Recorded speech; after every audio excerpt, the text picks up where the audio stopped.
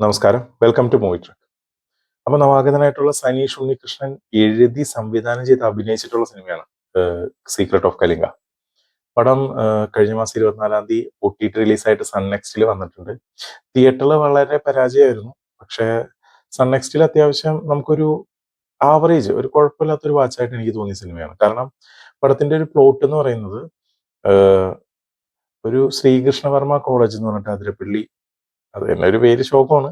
എന്നാൽ പോലും അങ്ങനത്തെ ഒരു കോളേജ് കാടിനോട് ചേർന്ന് നിൽക്കുന്നുണ്ട്. അപ്പം അവിടം ആ കോളേജ് നിന്നിരുന്ന സ്ഥലം പണ്ട് കലിംഗ രാജ്യത്തിന്റെ ആസ്ഥാനം നിന്നിരുന്ന സ്ഥലമായിട്ടാണ് സിനിമയിൽ കാണിക്കുന്നത്.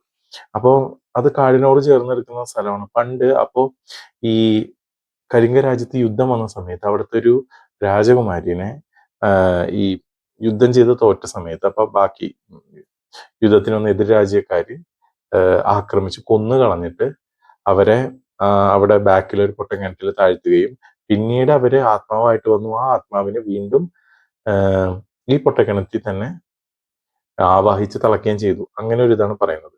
എന്താ പറയാ, അമാവാസി ദിവസങ്ങളിൽ ആ കാട്ടിൽ കൂടെ പോകുന്ന ആരായാലും ഈ മന്ദാകിനി പിടിച്ച്, അതായത് ഈ ആത്മാവ് പിടിച്ച് കൊന്നുകളയും. ആ ഒരു സെറ്റപ്പാണ് ഈ സിനിമയുടെ ഒരു പ്ലോട്ട് വരുന്നത്.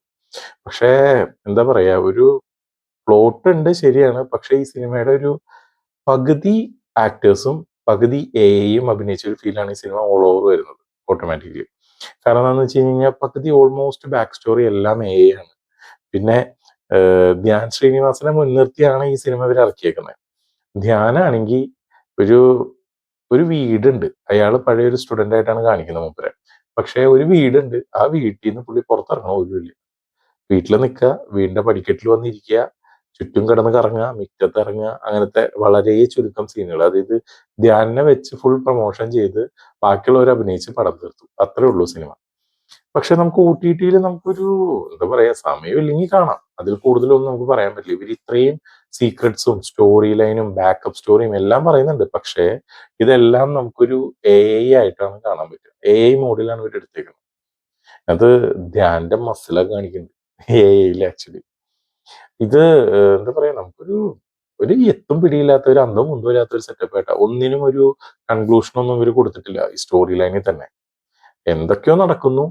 അത് കഴിഞ്ഞിട്ട് ഒരു 10 വർഷം കഴിഞ്ഞ്, അതായത് ഫസ്റ്റത്തെ ഒരു ഇവന്റ് നടക്കും, അത് കഴിഞ്ഞ് ഒരു 10 വർഷം കഴിഞ്ഞിട്ടാണ് കാണിക്കുന്നത്. പക്ഷെ അപ്പോഴും ആളുകൾക്ക് ഒരു വ്യത്യാസമില്ല, ഒരു ടെറൈൻ ചേഞ്ച് ഇല്ല, ഒരു മാറ്റവും ഇല്ല, പഴയതുപോലെ തന്നെയാണ്. അങ്ങനെ ഒരു ഇതായതുകൊണ്ട് തന്നെ നമുക്കൊരു ജസ്റ്റ് വാച്ച് അത്രയും പറയാൻ പറ്റുള്ളൂ പടം.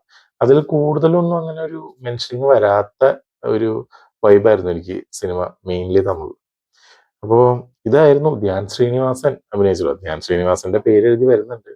എന്നാൽ പോലും ഇതിന്റെ ഡയറക്ടറാണ് മെയിൻ ആക്ടറായിട്ട് വന്നിട്ടുള്ളത്. അത് സ്റ്റോറി ഇവോൾവ് ചെയ്യുമ്പോൾ കുറച്ച് സ്റ്റോറി ലൈനുകൾ ഉണ്ട്. ലാസ്റ്റ് ആണ് ഇതിന്റെ ഒരു കൺക്ലൂഷൻ ഒക്കെ കാണിക്കുന്നത്. അവരൊരു സെക്കൻഡ് പാർട്ടും കൂടി ഇട്ടിട്ടാണ് സിനിമ നിർത്തിയേക്കുന്നത്. അപ്പോ സെക്കൻഡ് പാർട്ട് ഇറങ്ങുമ്പോൾ നമുക്ക് കാണാം തിയേറ്ററിൽ. അപ്പൊ ഇത് നിങ്ങൾക്ക് സമയമുണ്ടെങ്കിൽ കാണാൻ പറ്റുന്ന ഒരു ജസ്റ്റ് നോർമൽ വാച്ചാണ് സീക്രട്ട് ഓഫ് കലിംഗ. അപ്പൊ നിങ്ങൾക്ക് ഈ സിനിമ കണ്ടവരാണെങ്കിൽ നിങ്ങളുടെ അഭിപ്രായം കമന്റ് ബോക്സിൽ രേഖപ്പെടുത്തുക. ഈ വീഡിയോ നിങ്ങൾക്ക് ഇഷ്ടപ്പെട്ടു കഴിഞ്ഞാൽ ലൈക്ക് ചെയ്യുക, ഷെയർ ചെയ്യുക, ചാനൽ ഒന്ന് സബ്സ്ക്രൈബ് ചെയ്യുക.